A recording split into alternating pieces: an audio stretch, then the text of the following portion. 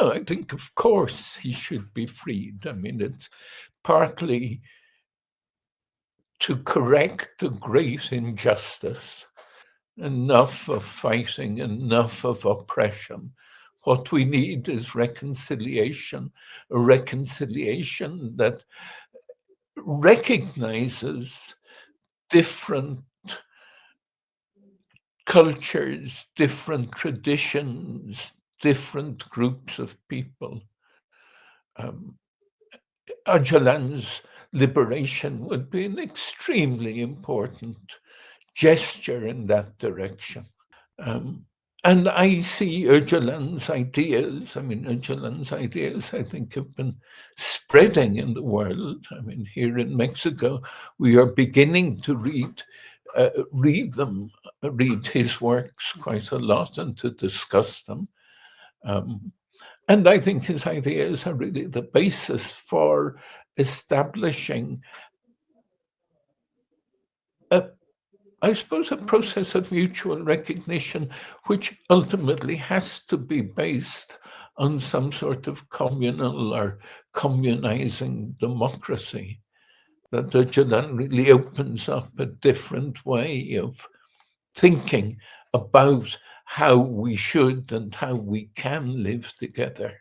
For the Turkish state to liberate Öcalan at last, no, for the Turkish state to recognize the importance of the Kurdish struggle, no, and to recognize the autonomy, the full citizenship and autonomy of the Kurdish people would be an enormous improvement in the image that we here have of the Turkish state.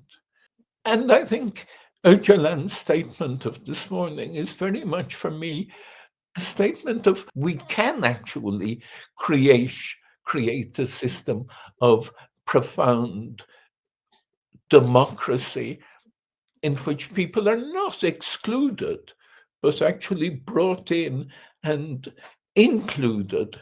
No, and people are listened to. I mean, this is possible. It's not crazy. It can be done. And I think Öcalan's ideas, yes, I mean, are immediately relevant, of course, to the process in Turkey, to the process in the Middle East.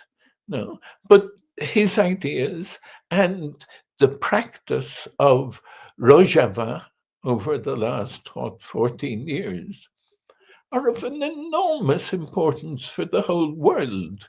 And I do so much hope that the Turkish state responds to the message of peace that Öcalan has repeated this morning.